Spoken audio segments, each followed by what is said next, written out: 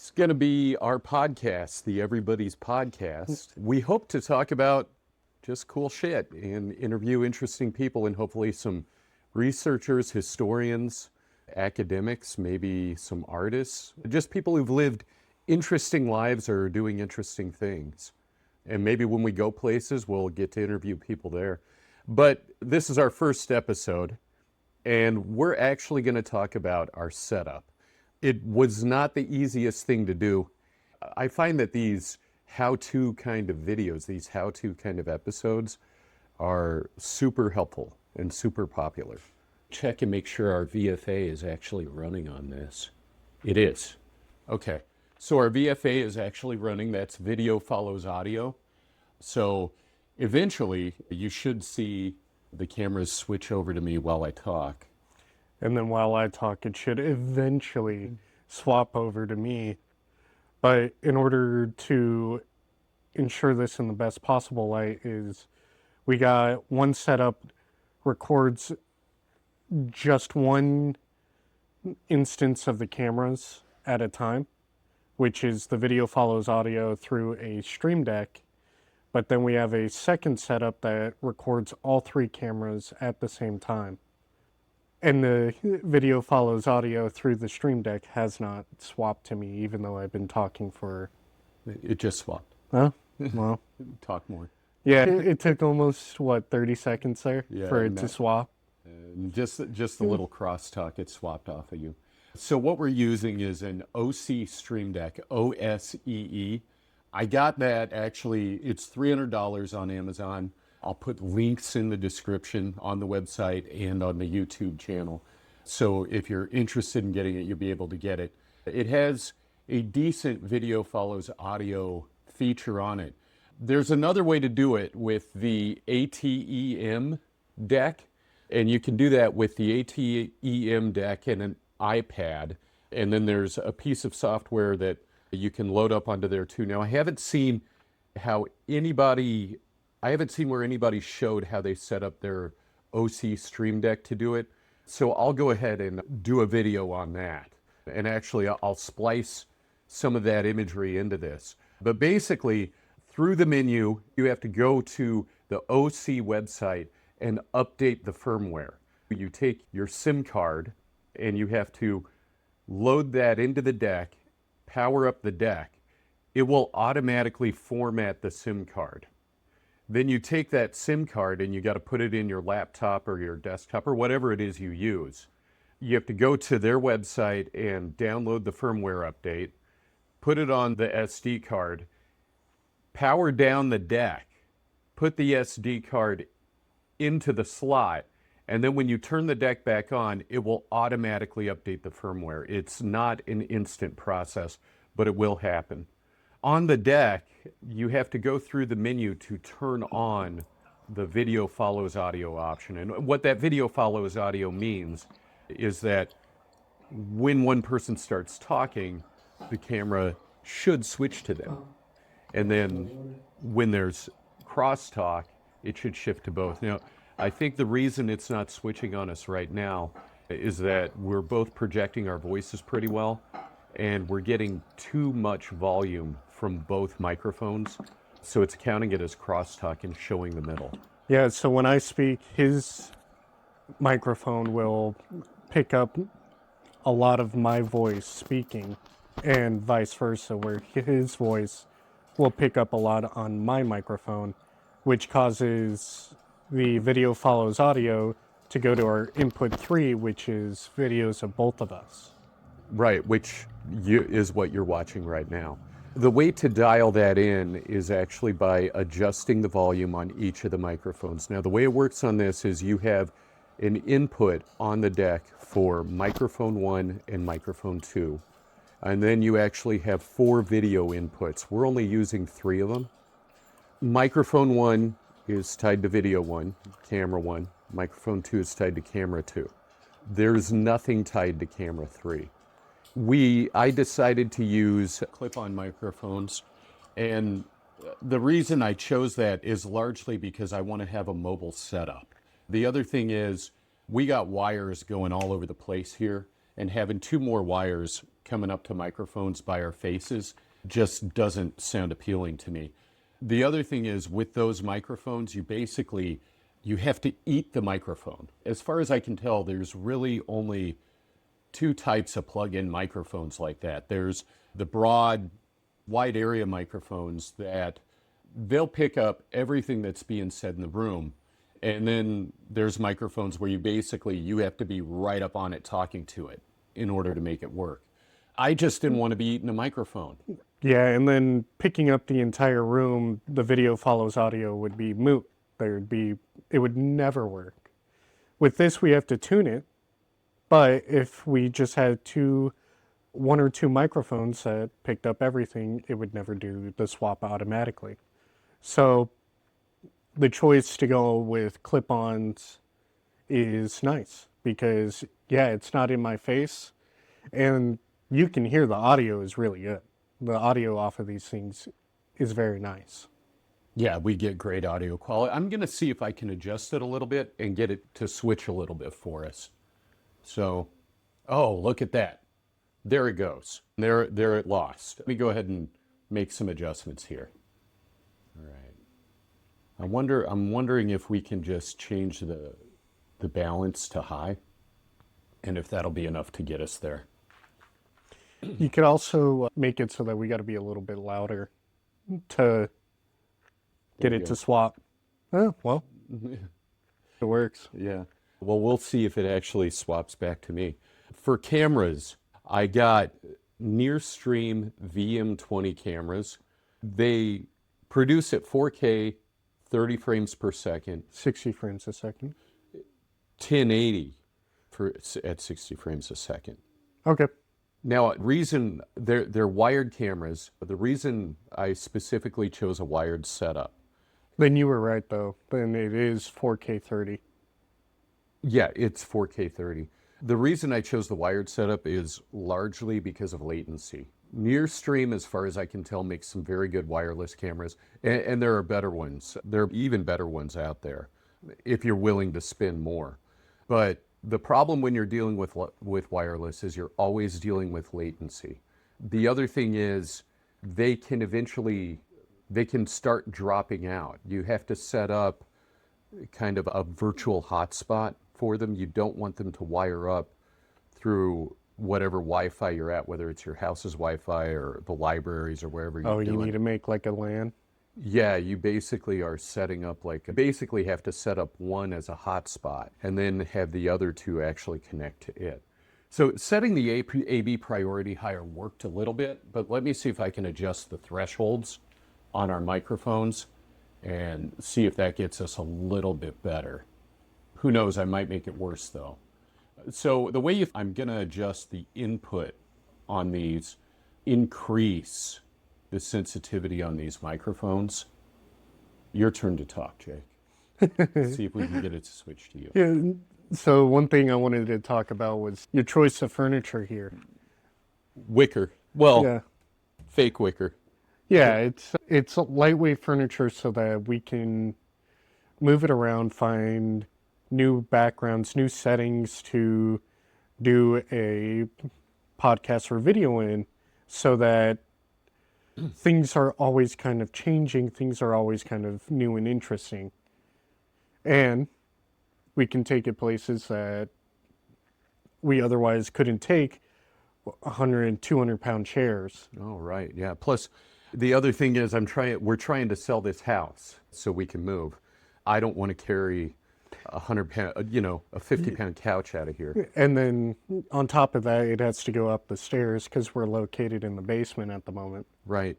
The other thing is you want carpet. So we've got carpet squares down here on the floor. Carpet squares I chose because if anything spills on them, if anything gets damaged, all you do is pull out the square and replace it. You don't even got to glue them down or tape them down. You just replace it.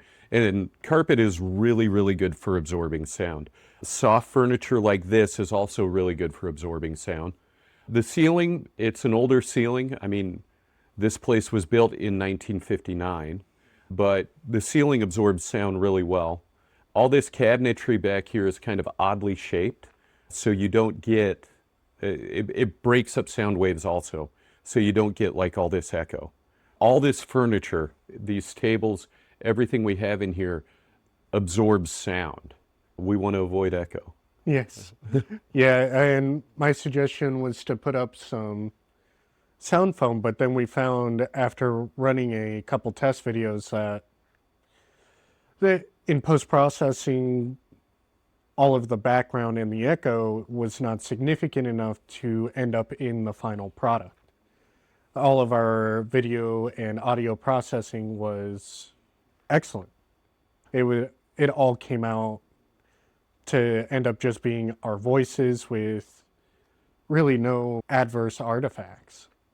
For lighting, we have just a couple of regular overhead light bulbs that are, just regular ceiling light fixtures. I got some newbie. I can't remember the name of the company, but I'll take a picture of the box and put it up, edit it in. Just a couple of panel lights that are easily adjustable. You can adjust the tone. It goes basically from bright white to amber. Yeah, a warm light. From bright white to... I think it's specifically 3300 to 5600K. Okay, yeah, 5600 Kelvin, whatever. Yeah, whatever it is. Yeah. When they say that, what they're trying to do is correspond it to the light you get from the surface of a star. Oh, that's okay. at that temperature. Yeah. Oh, so okay. So cooler stars are more red. Yeah. And hotter stars are more white or White blue. or blue. And then what are these sitting at? 9%? I think I think that one's at 9 and that one's at 12. Yeah, and they're incredibly bright. Yeah, well, not terribly. So if you look right at it, it feels bright, but if you're not looking at it... But it really lights up the space is what I'm saying. Oh, yeah, for sure. Yeah, you wouldn't be able to see us very well. Part of the reason for just having it lit like from one side, though, is that you actually want the shadows. Mm-hmm. Shadows make it look more real and make people look more animated. So when you show emotion... People can see it. Okay. Yeah. Yeah. So we have a couple of laptops we're also running. One is my older laptop. We have 3 instances of OBS Studio running on it. These cameras they have an HDMI output and they also have a USB-C output. The USB-C outputs are all going to the computer, and each one is recording in its own instance of OBS Studio. The HDMI outputs are going to the Stream Deck, and it's recording to its SD card. Its own SD card. Okay. Right. We have a second laptop that we'll hopefully we can get people to actually zoom in and want to talk to us, hopefully about some interesting things, and maybe we'll have some interesting things to talk about today beyond just this setup. Right. What's funny is the Zoom meeting laptop is the significantly more capable laptop, but trying to get current Zoom meeting laptop to run 3 instances of OBS was actually problematic because I could get 2 of the cameras to record, but then the third one, what it looked like is the USB controllers were getting overwhelmed by having 3 cameras go into it, and I tried all kinds of configurations on the laptop itself to try and spread out the USB usage. But simply, I just don't think there might be 1 or 2 USB controllers when we need like 3. And the much older computer, for whatever reason, can actually handle all 3 just fine. I haven't found a USB configuration in which it fails to do all 3. So even though we have this very nice laptop with the 5070 Ti and the Ryzen 9 H375, the AI one. Man, you remembered all those numbers and terms. Well, better than me. We needed a laptop that would do both video processing and AI processing well, because most of the editing will be completed by AI. Right. And I'll pass off to you as to why you chose to do AI editing. I've had a couple of YouTube channels. The first one got like 30 subscribers. All I did was read stories, and I tried to make little videos out of them with little toys that I bought. I didn't really have time to dedicate to it, and I was just goofing around, and I eventually deleted the channel. I had a second YouTube channel, The Sexy Universe. At its peak, it got over 3,000 subscribers. I haven't posted anything on there in over a year. What I was using for editing was DaVinci Resolve Studio. Now, you can get regular DaVinci Resolve for free, and for about 90% of people who need to do any kind of video editing, DaVinci Resolve is free, and it's going to meet all your needs. If you have a laptop and a little bit of patience to learn it, YouTube University, you can learn how to do everything. There's somebody on YouTube posting about how to do the things you want DaVinci Resolve to do. I eventually got DaVinci Resolve Studio because I wanted it to do captions for when I would make YouTube shorts. My old laptop, it has like 128 megs of video memory, 16 gigs of regular memory. And with all the processing now that you need to do, like editing in a faster time frame, we just need a lot more. How long were you spending on manually editing? Right. So with that channel, since I was talking entirely about science, you have to edit in a lot of images. And editing in those images, cleaning up the sound, all that kind of stuff. Basically, for every minute of video I was making, I was probably spending between 20 minutes and an hour just editing. Some videos took 30 hours to edit. So day in, day out. And I mean, it's fun. It's fun because you're learning new things and you're doing new things, but that editing gets tedious, especially when it's just you and you're doing it by yourself day after day after day.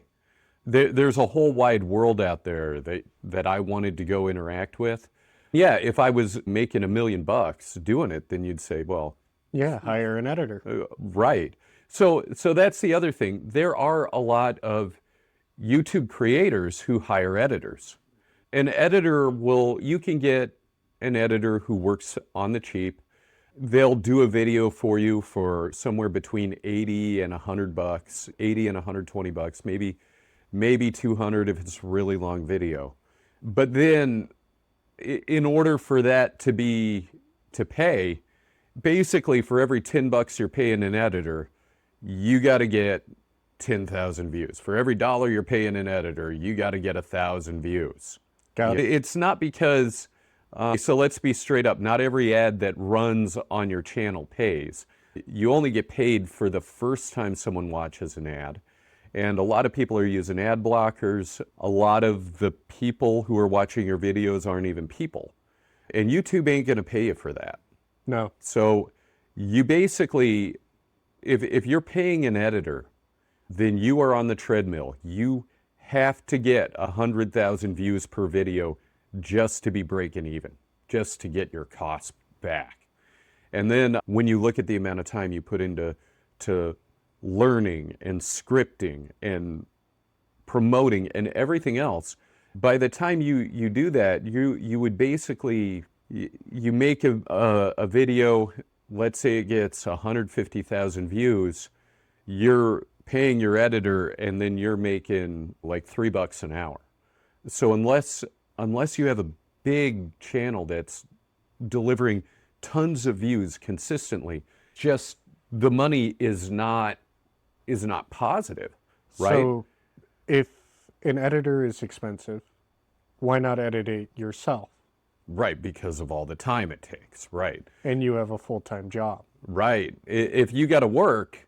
So actually, a lot of content creators are either retired or they work part-time or they're otherwise not employed, like their whole income just comes from the content they create. I mean, I'm glad for everybody who can afford to do that, but Oh yeah. I got a whole ass life to live here. The other thing is the isolation. And I've gone to a couple of small meetups and everything, smaller conventions. And you meet content creators, and most of them are all alone, all day, every day, making their video, making their live stream, making a lot of these folks, they got to post to Instagram 2-3 times a day, TikTok 2-3 times a day, YouTube every single week, sometimes twice a week. Plus they're making YouTube shorts, plus they're promoting their stuff on X or on Facebook or whatever. And they are just by themselves 12, 13 hours a day. And to be honest, that's why you hear a lot of weird stuff from influencers. Because we're social animals. Right. And if you're totally isolated, you don't level. Right. You don't level yourself out. Your ideas don't get challenged. That's the number one thing. So if you take the first Star Wars movies that came out, episodes 4, 5, and 6, right? Mm-hmm. George Lucas was, I mean, obviously he was good at what he was doing and people believed in him. But he was also a regular guy making movies.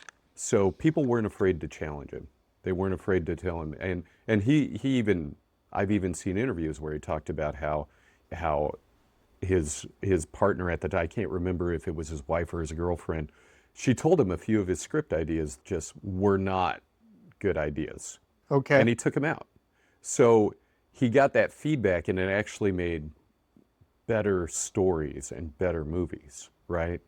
And if you look at a lot of movie producers and a lot of writers and a lot of creative people, like the stuff earlier in their career is actually better than the stuff later in their career, right?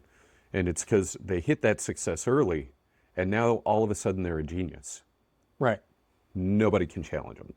When a lot of times the first idea isn't the best idea. We all need people to tell us that you're getting off the rails. Time to pull it in. Other thing is, Chris McCandless. Nope. What's the name of the book? There's a whole movie about him too. He was a kid who, he didn't had what looked like the ideal Chris McCandless. Called himself Alexander Supertramp, Into the Wild, and the movie Into the Wild. And he grew up in a nice suburb and everything else, but he was always kind of made to fit into a box. He always felt that he was not valued as a human being and never had a good relationship with his parents, even though they loved him dearly. And his sister loved him dearly, but he did not have that close, cohesive relationship with them, right?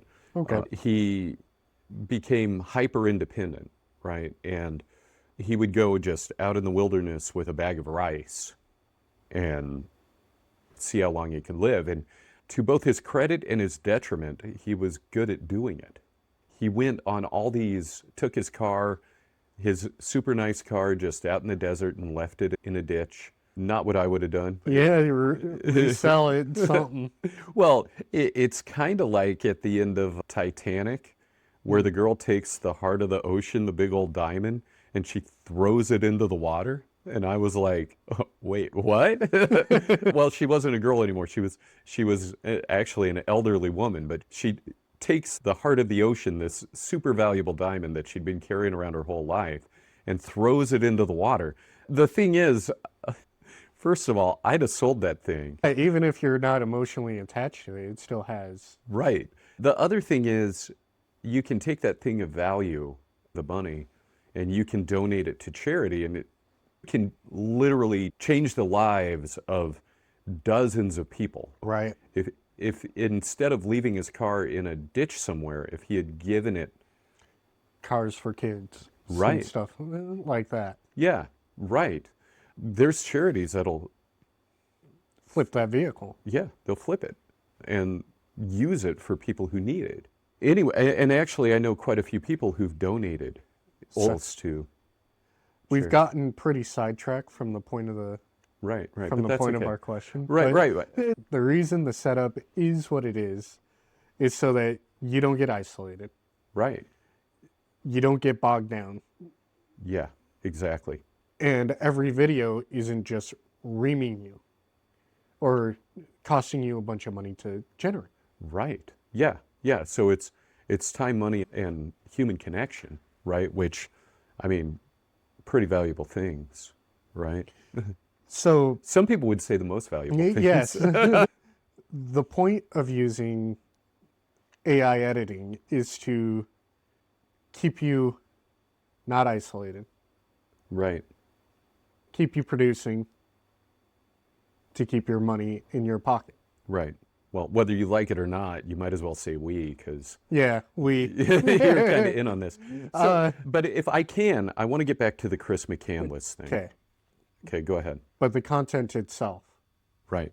will never be AI. Never be AI. In testing this, we used both Opus Clip and Descript, and I let them do their B-roll thing, which their B-roll is where they add their own imagery and background to your video. And it was all AI generated, and it was just so disappointing. Yeah, it was awful to begin with and looked entirely disingenuous. Right. Yeah. So the content is going to be actual humans talking about actual things.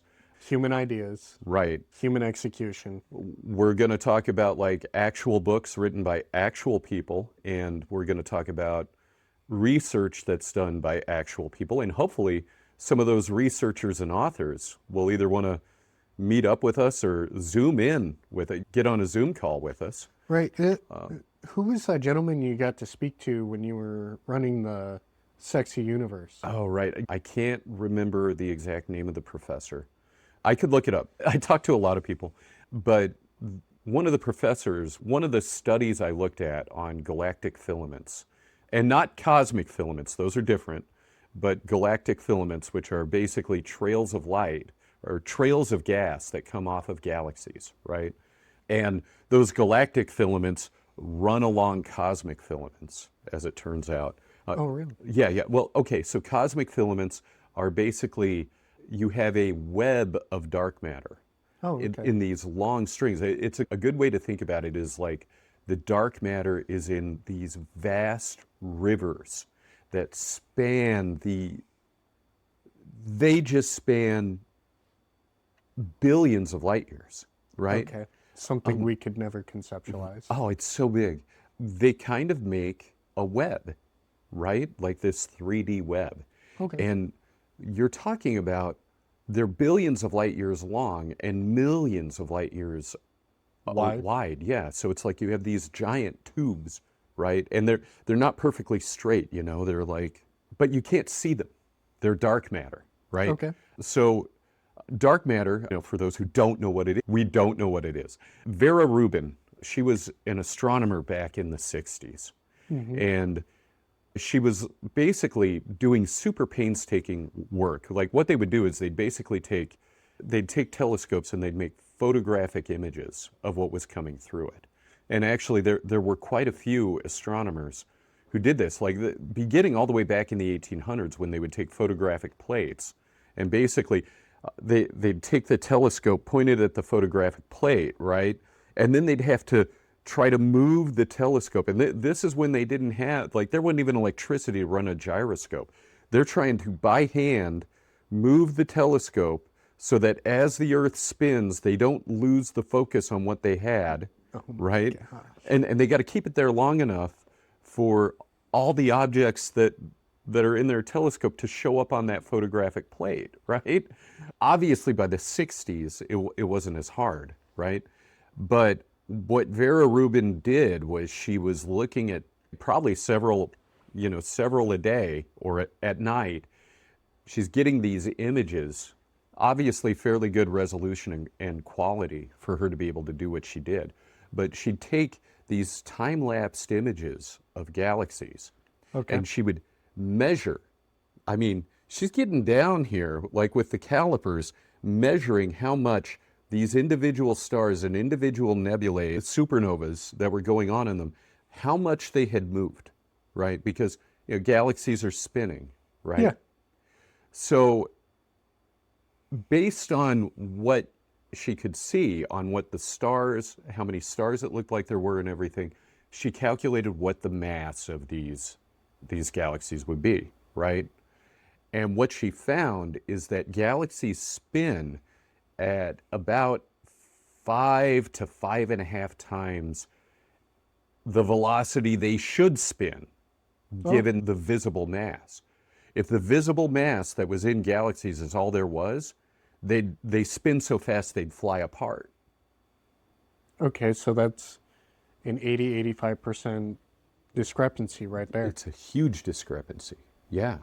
So nearly all the matter in the universe is, well, I shouldn't say that. So the universe is about 70% dark energy. And it's about 26% dark matter, maybe 25, maybe 27, right? And then the rest of it is the visible matter, baryonic matter, right? The stuff you and I We're are made of and what we interact with. Yeah. So you basically have these long filaments of the cosmic web that are they're enormous, and they formed, all the way back, like we're talking Big Bang, kind of a little after the Big Bang, right? Okay. You just have this cooling dark matter, right? And so these filaments, the cosmic web, these filaments are like giant rivers, and our galaxies are they're just like little rocks. And you know the Dots. song, Islands in the Stream. That is what, yeah. I've never heard that song. Okay, Kenny Rogers and Dolly Parton. It's a song that predates me. Okay. So, but yeah, Islands in the Stream is pretty much what we are. We are just kind of floating out here in this on these giant rivers of dark matter. And what happens is a galaxy is contained within this cosmic web. pretty much all of them, right? That obviously there are some that are outside of these vast filaments, right? Okay. So we know these filaments are out there because some other astronomers in the 60s, they just as painstakingly, what they started doing was looking at the redshifts of all these different galaxies in the universe, right? And a redshift is when something is moving away from you. What Einstein found, and what I should say is what Einstein and his wife found. Here's the thing. Einstein's most groundbreaking discoveries were, I believe, I have strong reason to believe, were in collaboration with his first wife. He didn't figure this stuff out on his own, right? And there are even kind of obscure statements he made where he listed women who inspired him. In fact, there's a mathematician whose name I can't remember, a German mathematician, a woman, whose most of her work came from 1870 to about 1900. Prior to Einstein doing his work, he relied very heavily on her mathematical discoveries. And I'll put her picture and her name. I'll clip that in. So This is a note to do that. right. So when people see it, they'll know it. All of his major discoveries, it was kind of an open secret that he and his wife were writing those papers together. Oh, okay. Right? After that divorce, after they split up, he didn't have more major, obviously, he was still brilliant and a great professor and came up with other great ideas, but not like general relativity and special relativity, right? So you need that socialization. You need that challenge. Right. So, okay. So back to the Chris McCandless thing. He starved to death in a bus up in Alaska, the abandoned bus. Horrible, right? The irony is, and it's a dark irony, there were cabins just within a few miles of him that he could have walked to, he could have found, right? If somebody had been there with him, maybe they would have found him. But one of the last things he wrote in his journal was, happiness best when shared. Okay. What a hard way to learn that lesson. Yeah. Right? So that the highest levels of, I've come to believe with certainty, the highest levels of happiness, the highest levels of success, like all those things are a team effort. They have to be shared. They have to be. Right. I know so many people who've done great things on their own, done really big, important things on their own. But to get from here to here, you can't just alpha your way through that. Right. Yeah. who else? During Einstein's time, there was also Oppenheimer, right? Yeah, so Oppenheimer was kind of the next generation Okay. of physics after Following it. Einstein and Bohr. Yeah, right, yeah. And he himself used a lot of Einstein's Oh, yeah. research that he had, and he himself did not operate alone. Right. So Einstein said, I believe it was Einstein who said, I've stood on the, if you think I've seen far, it's because I stood on the shoulders of giants. Right. And so that's basically what every researcher, every thinker, every artist, that's what we're all doing. Philosophy, anyone, I mean, even take athletes now. If you look at the NBA, you'll hear people arguing who's the greatest basketball player. Is LeBron greater than Michael Jordan, right? It's, how can you compare those? Like, you're never going to see them play each other in their prime. But the current generation of basketball players, they were inspired by the Michael Jordan. By these people. Right, right. And another thing, Yeah. especially in sports, is we learn how to beat our idols. Right. So Michael Jordan was like, he was really good at the slam dunk. By the way, one of his most famous quotes is, "You miss 100% of the shots you don't take." Gotcha. Right. So if you're thinking about taking your shot, take your shot. Right. Right. What he was famous for was his dunking. But now what makes players really great is that they can hit the three, right? Right. From Right. almost anywhere on the court. Right. So in a lot of ways, dunking is just, it's obsolete. It doesn't even matter anymore. If you look at how Larry Bird played, he wasn't hitting threes or dunking. It was the 2-point jump shot that he could hit from almost anywhere on the court, right? A huge digression.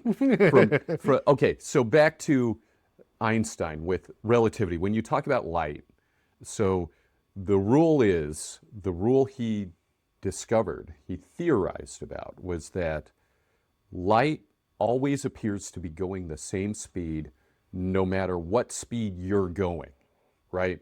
So if I'm running away from you and you point a flashlight at me, right?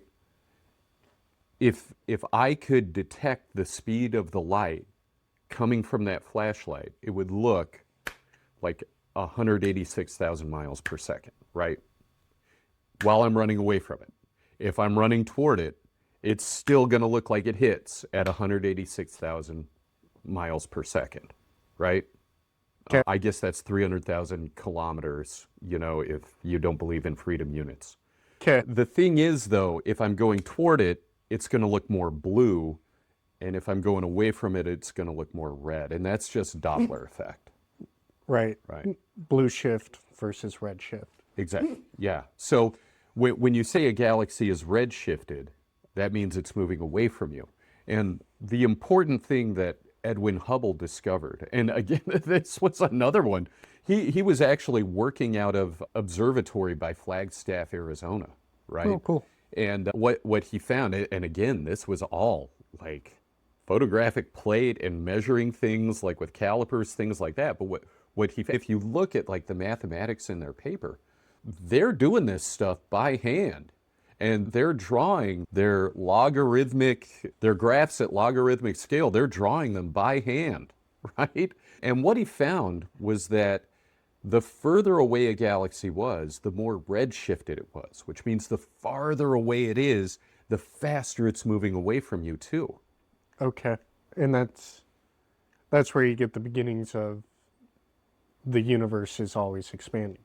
Right, and not just expanding, but the expansion keeps expanding faster and faster, right? And then you have all kinds of different hypotheses about why that's happening. You basically get a lot of hypotheses about why it's happening, but if you take the equations of general relativity, which are about how space-time is warped by massive objects, right? Okay. And I haven't looked at this specific mathematics myself or the geometry myself. But apparently when you look at if you were to take those equations of general relativity and expand them out to an open universe like we have, right? Okay. Then they actually become, instead of it making it look like things are getting pulled in, they actually kind of start to slope away, right? So with general relativity, you've seen the picture of the ball. The sun is a ball, and it looks like it's like sitting on a trampoline and holding Or like in a pit. right, yeah. And then you're not actually falling in. You're actually going straight ahead, but you're trapped in this circle. You're trapped in a bowl. Right. If you can spin a marble around a bowl, have it walk around the sides or roll around the sides, and it will stay in the same spot. Yes, exactly. But if you were the marble, you would think you're just going straight ahead. Right. Along a surface, right? If you couldn't see outside of that bowl. Right. So do we experience the acceleration from that? Well, right here on Earth we do. Yeah. So there was an experiment where they basically took a clock up on the space shuttle, and the space shuttle was up there for whatever it is, week or two, right? And they had a clock on Earth, and they had set them both to the exact same time. And when the clock on the space shuttle came down, the time was different by like 6 seconds. I believe it was 6 seconds slower. Okay. Yeah, they age slower up on the ISS right. than we do down here. Right, because we're being constantly accelerated by the Earth's gravity, right? Okay. So anyway, there's a whole lot to say, but basically in the 60s, this was another set of astronomers. They came up with this idea, hey, let's map all the galaxies in the universe, and they're doing this by hand. Okay. And we're talking about, even at the time, they were looking at just millions of galaxies, right? Now, we can see billions of galaxies, right? We've got all these computers and gyroscopes and everything, and networks of telescopes on Earth and in space that run 24/7 to try to map the universe, right? What they did was they just took the redshifts and used that to place distance. And they took, hey, what day of the year is it? What time is it? Where am I looking in the sky?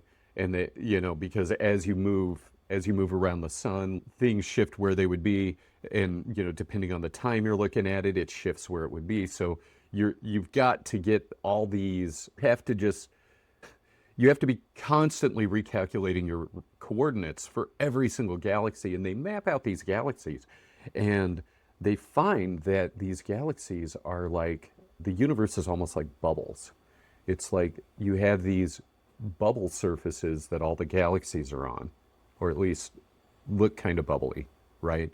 And then you have these huge, inside the bubbles, there's almost nothing, right? So if you take like the largest void in the universe, the Boötes void, right? It's just enormous. Probably remembering the number wrong, but we're talking about like 300 million light years across it, and there's like 60 galaxies in it. It's huge and empty. If you were in it, you would look up. 60 galaxies does not sound like a void to me. Yeah, except how big it is. It is so big. For reference, what would you expect? How many would you expect? Oh, for the size of it, you would expect tens of thousands. Golly. You know what? I'm almost inclined to say, let's just look up the size of the Boötes void right now. It contains 60 galaxies, which is significantly lower than the approximately 2,000 galaxies. So I was off by an order of magnitude. Okay. Radius of 62 megaparsecs, about 330 million light years. So I guess my memory on all that isn't terrible. But so you could argue this creates an even better question, right? So you have these superstructures created by these filaments, where you just have these chains of galaxies, and these filaments, they're detected is basically there's gas, there's streams of gas, streams of hydrogen gas that kind of run between them, right? And when those streams of gas get hit by X-rays or gamma rays, they become like plasma, right? And they absorb some of that energy, and then they re-release a lot of that energy. But the amount that gets absorbed and the amount that gets released are not the same. The amount that gets released is going to be lower. And it's because the gas itself has to be heated up. The gas itself is retaining that energy that's not released, right? Okay, does it expand? It would, but you're talking about already it's so thin. It's already so diffuse. We actually have telescopes that are sensitive enough, and it's not just the telescopes, it's actually the processing, the machine learning and the mathematics that allows researchers to discern these little flashes of light that come off of these super diffuse filaments of gas that run along these massive cosmic rivers of dark matter. And using those, we're able to, using the light that comes from quasars that are 12 billion light years away. And a quasar it's a galaxy it's an active galaxy that is where the galactic center is just sucking in all this gas, and that gas is getting superheated, and it's just blasting out like this massive ray of Gamma. gamma and X-rays and light. Yeah. If you were close enough, you'd be You'd be nothing. destroyed. Right. But it's so redshifted when it gets to us that it looks like a radio signal. And these were originally called radio galaxies. And for reference, a gamma, the waves are how tightly coiled together? Oh, I don't know, dude. Like 10 to the negative 14th meters? And then You're talking about so small. Radio is multiple meters. Right. Radio waves are huge. So you're talking about hundreds of billions within a meter to... You're talking more like trillions. Oh, man. Within a meter. Yeah. To one every 3 meters. It may be more than that. I know there are some electromagnetic waves where the waves are much longer than that. And we can just put up a picture of the EM spectrum. Well, you're going from the... what the difference is between what the light looks like at these galaxies versus what they look like to us. So you're talking about the highest possible energy is being emitted and the lowest possible is being seen. And that kind of creates the limit of what we can observe as far as the size of the universe. Because once you get beyond that, objects are moving away so fast that the light will never get to you. Okay. The universe is expanding. Space is expanding so much that you just ain't never going to see what's beyond that, right? So anyway, these quasars are blasting through all these filaments, right? And you get what's called, so these filaments are made of hydrogen and they crank out light at specific wavelengths, right? And these are the galactic filaments. Right. So rather you have this, than the cosmic filaments. Right, well, yeah. So that gas is coming off of galaxies and being drawn toward galaxies. You have this gas that's between them, right?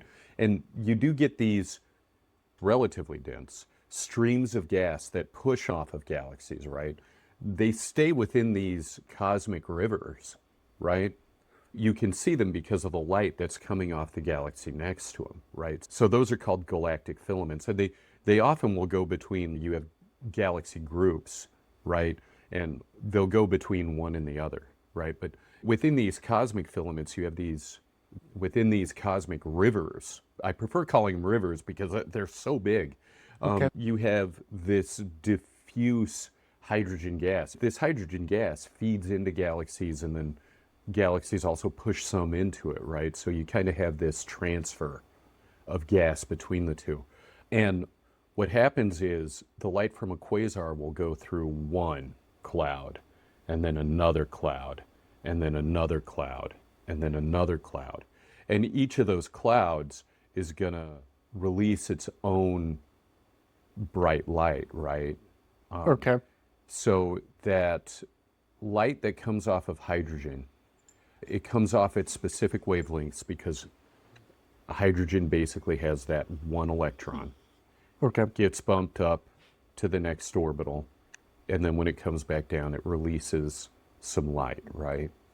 And so if you were looking for these specific wavelengths of light, each cloud that light passes through, is going to get lit up, and it's going to release light at this frequency, right? But that light's going to be redshifted by the time it gets to you, right? And then it's going to go through the next cloud, which is going to release some light, and that's going to be redshifted, but not as much, right? Okay. And so when you can look at a graph of this, and it's called a forest, alpha Lyman. It's called the alpha Lyman forest, alpha Lyman radiation, what comes off of hydrogen. It literally does, like on the graph, it goes so it looks like you have this forest of light, red-shifted light that you're looking at.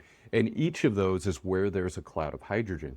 So you can actually use the alpha Lyman forest to map the hydrogen clouds in the universe. That's so cool. You're right. And from those, you can get these filaments. So you don't just have to follow where the galaxies are. You can also look for the clouds of hydrogen. That's off the chain. Dude. Yeah, hopefully somebody who's more of an expert. Yeah, can come on here and talk about it. So yeah, what else do you think we should talk about? This is Charlie. Yeah. Darth Charlie. Yeah, he's old, deaf in one ear. Going blind. Yeah, still hanging in there though. Still has a couple teeth. When you adopted him, he was what, 30 pounds? Yeah, so he had a period of his life where he was a husky dude. Yeah.